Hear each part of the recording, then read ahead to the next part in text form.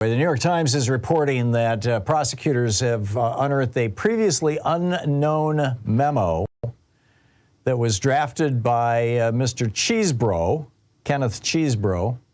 Apparently he pronounces his name Cheese, even though it's spelled C-H-E-S, E-B-R-O, like Chesebro. But anyhow, you know, he can pronounce it however he wants. The New York Times has received a copy of it, and he calls it a, quote, bold, controversial strategy that he says the Supreme Court would likely reject in the end. In other words, he knows it's illegal, unconstitutional. And this was the fake elector scheme. If we can get a bunch of fake electors and get those electoral votes, those fake electoral votes in there, it'll confuse the vote counting, and it'll buy us enough time that we can postpone things and Donald Trump can seize control of the government or whatever. I mean, this is a fantasy, right? It's bizarre. He said it would achieve two goals. This from a report over on Raw Story. It would achieve two goals. It would focus attention on claims of voter fraud and would, quote, buy the Trump campaign more time to win litigation that would deprive Biden of electoral votes and or add to Trump's column. Cheesebro goes on to write, it seems feasible that the vote count can be conducted so that at no point will Trump be behind in the electoral vote count unless and until Biden can obtain a favorable decision from the Supreme Court upholding the Electoral Count Act as constitutional or otherwise recognizing the power of Congress and not the President of the Senate to count the votes. In other words, what he's saying here is that if he can just get Mike Pence to say, you know, or if Mike Pence, you know, gets hung, then Chuck Grassley, who becomes President pro tem of the Senate, who is the person who's counting the votes. Mike Pence is doing this not as vice president, but as President pro tem of the Senate, which is his official role. He's president. He's got both an executive branch function under Article 2, as vice president, and then he's got a legislative branch function under Article 1 as vice president, as president of the Senate. And if he's not president of the Senate, if he's not available, then the essentially temporary president of the Senate, president pro tem, which is Chuck Grassley, the most senior member of the Senate, becomes the guy.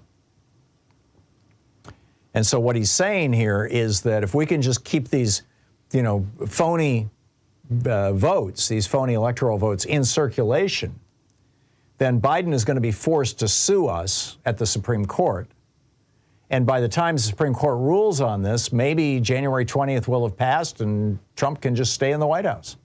Just thumb his nose at the whole thing or something. I mean, he doesn't say it in those words. I mean, I'm doing some interpreting here or some mind reading, which, you know, is always a dangerous thing to do. But clearly these people were up to no good. And clearly they knew, or at least Cheesebro knew, that what he was doing was illegal. Whether he believed it was criminal or not, you know, that's another thing, but clearly Jack Smith thinks it was criminal.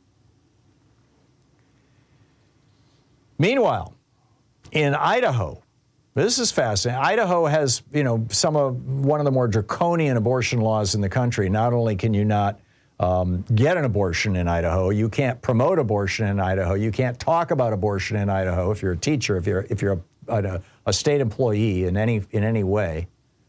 And in fact, if you know, mom and dad drive, you know, 17-year-old daughter or 10-year-old daughter for that matter, who got raped and impregnated across the border here to Oregon for an abortion, they can go to prison.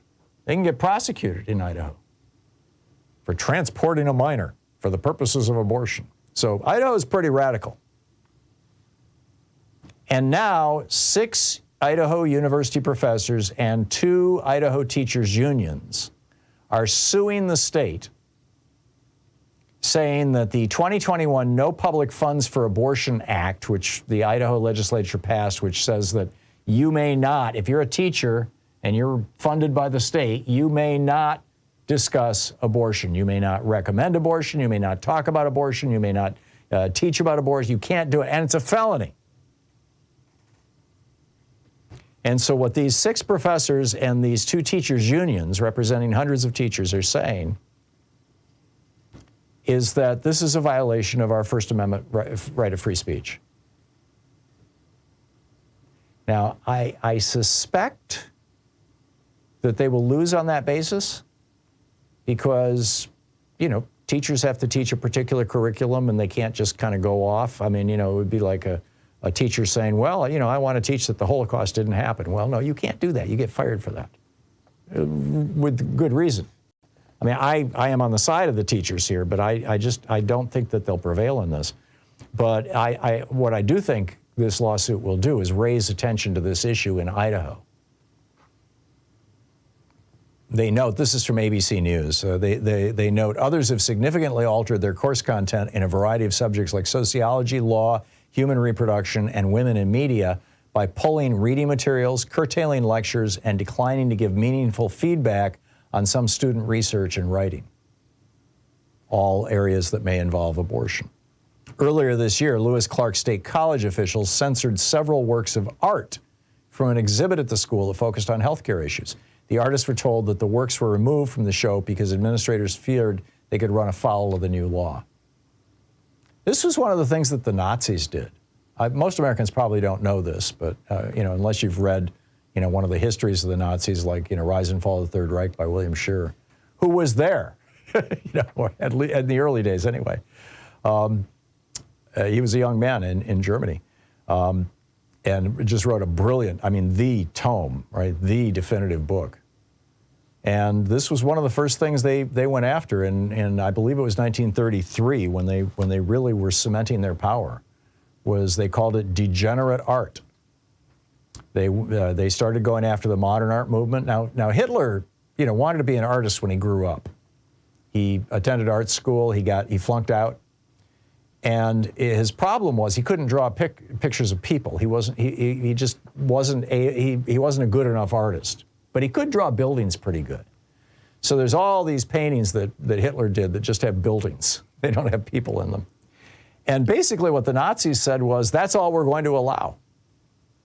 You know, and particularly anything that's highly stylized, you know, the French schools, the Impressionists, you know, from Monet to Degas to Picasso, that was all outlawed by the Nazis.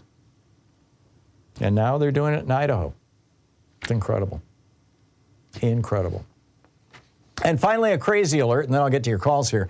AI, artificial intelligence, is now replacing fortune tellers. No kidding, seriously. There's actually an AI tarot reading site.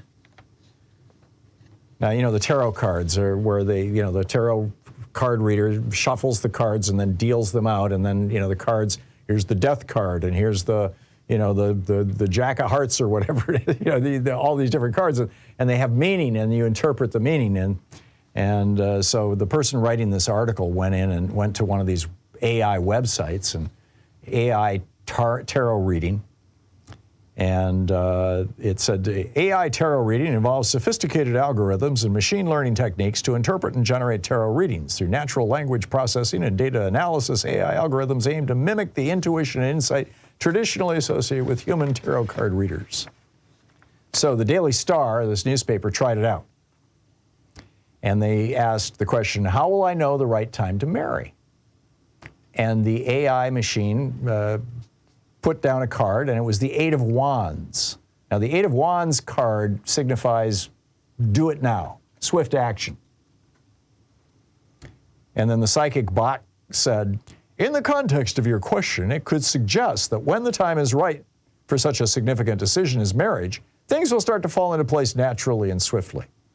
And then it hedges its bets. It says, however, it's important to remember that tarot cards merely reflect potential scenarios and not absolute outcomes. Therefore, let's delve into some practical considerations. Deciding when to marry is a deeply personal decision and varies greatly from person to person. It's often less about finding the right time and more about feeling prepared and confident in your relationship and your personal life. So, milquetoast. I don't think I'm going to go with AI tarot readers. I'll stay with human beings. Well, actually, I haven't had my tarot cards read in 40, 50 years. It's been a long time. Anyhow, I don't think the psychics are quaking in their boots yet.